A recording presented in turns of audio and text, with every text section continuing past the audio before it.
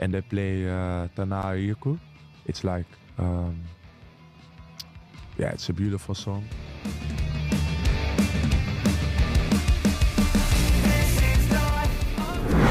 Haye bangga kenalkan tradisi unik GBK di Belanda, oleh kena ospek Verdong, Indonesia viral di Eropa. Yah, seperti yang kita tahu saat ini hampir semua pemain abroad timnas Indonesia telah kembali ke klubnya masing-masing. Mereka di antaranya adalah Jay Ises, Marcelino Ferdinand, Tom Haye, Kelvin Verdong, hingga Kevin Dick, dan sesampainya di tempat perantauan para pemain itu memiliki cerita masing-masing. Misalnya Marcelino yang kembali masuk di Oxford United dalam pertandingan di ajang Championship. Selain itu ada juga duel menarik antara Kelvin Verdong melawan Ole Romeni, duel yang akhirnya dimenangkan Romeni. Kisah lain juga diungkapkan oleh Tom Haye, kali ini ia menceritakannya dalam bentuk podcast. Dan untuk itu inilah cerita pemain abroad setelah mereka kembali ke tempat perantauan.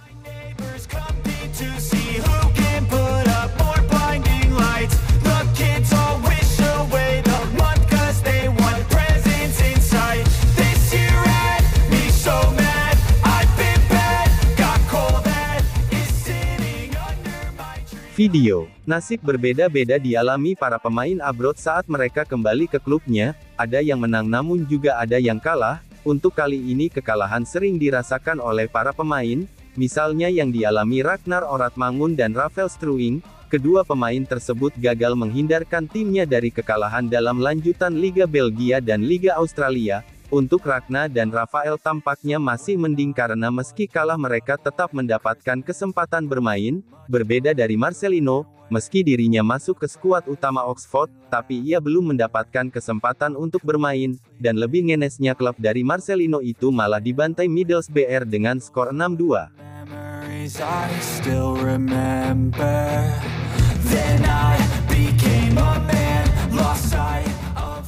Saat para pemain Indonesia mengalami kekalahan bersama klubnya, nasib lebih baik dirasakan oleh Kevin Dick. Ia yang comeback usah cedera kembali diandalkan timnya untuk melakoni pertandingan melawan Lyngby BK. Dalam pertandingan itu Kevin Dick berhasil mengantarkan timnya untuk meraih kemenangan dengan skor 2-1.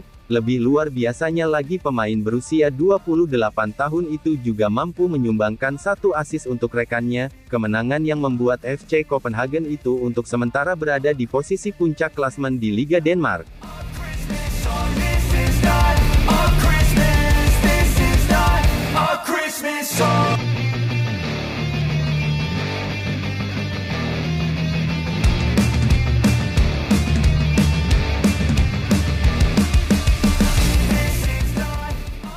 Dari beberapa pertandingan tadi, yang paling menarik pastinya adalah pertemuan antara Kelvin Verdong dan Ole Romeni, di mana keduanya harus berjibaku membela klubnya masing-masing dalam asa meraih kemenangan. Dalam duel tersebut Ole Romeni harus bangga karena timnya akhirnya mampu mengalahkan tim dari Kelvin Verdong dengan skor 2-1, tapi selain bangga Ole tampaknya juga harus rela merasakan ospek dari Kelvin Verdong. Saat itu calon pemain timnas Indonesia tersebut masuk di babak kedua, ia kemudian menjadi pagar betis bagi timnya untuk menghalangi tendangan bebas dari Nick Megan. Kebetulan yang mengeksekusi tendangan bebas itu adalah Kelvin Verdong. Tendangan kemudian dilakukan Verdong, sebuah tendangan yang sangat keras, tapi sayang tendangan Verdong malah mengenai badan dari Ole Romeni. Entah sengaja atau tidak, yang pasti itu adalah tembakan selamat datang untuk Ole jika bergabung ke timnas Indonesia.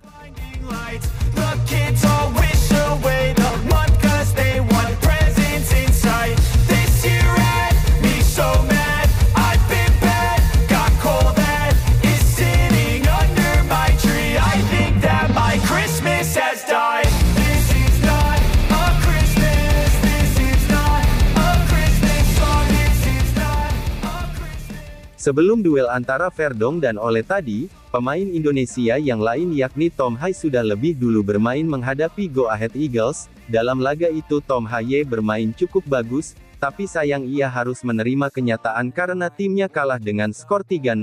Setelah itu Haye kemudian waktunya untuk melakukan podcast. Dalam podcast tersebut Haye bercerita soal pengalamannya membela Indonesia di pertandingan melawan Jepang dan Arab Saudi. Pemain berusia 29 tahun itu juga bercerita soal tradisi unik yang biasa dilakukan setelah pertandingan selesai. Tradisi lagu yang dimaksud adalah menyanyikan lagu Tanah Airku, yang menurut Haye itu adalah tradisi soal kecintaan terhadap bangsa dan negara.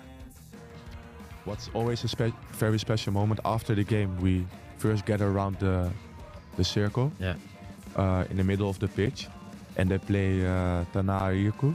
It's like, it's a beautiful song. What is it about? It's about the love and pride for the country. Actually, if you win or lose, it doesn't matter. We still gather around, and the whole stadium puts the light up. Oh wow! And we sing together. So, every time it comes back that we're doing it. Selain dari para pemain abroad, ada cara lain yang membuat nama Indonesia semakin dikenal di Eropa, salah satunya yang terjadi di pertandingan antara Southampton v Liverpool tadi malam. Saat itu ada salah satu pemain Soton yang masuk ke lapangan, dia adalah Yukinari Sugawara, pemain yang mencetak gol keempat untuk timnas Jepang di pertandingan melawan Indonesia. Ia disebut komentator telah mencetak gol ke gawang Indonesia di lanjutan kualifikasi Piala Dunia. Sayangnya beberapa menit kemudian Sugawara malah melakukan handsball di dalam kotak penalti. Handsball itulah yang menjadi titik balik Liverpool untuk meraih kemenangan atas lawannya tersebut. Kini dalam beberapa tahun ke depan Indonesia diprediksi bakal semakin dikenal dunia, terutama di bidang sepak bola. Selain dari para pemain, prestasi dari Indonesia tampaknya juga menarik untuk diperhatikan. Soal ini sudah terbukti karena dalam beberapa kesempatan timnas Indonesia selalu masuk dalam headline berita luar negeri, entah itu dari Belanda, Amerika, hingga headline di media-media Asia.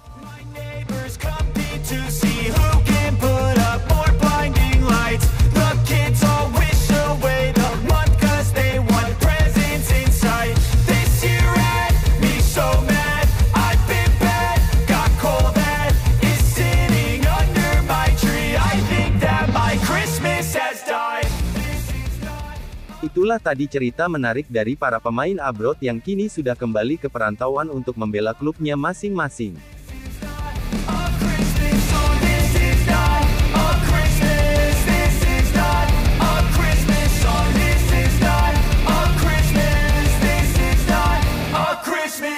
When I was just a boy, Christmas brought so much joy. Couldn't wait for the presents and laughter.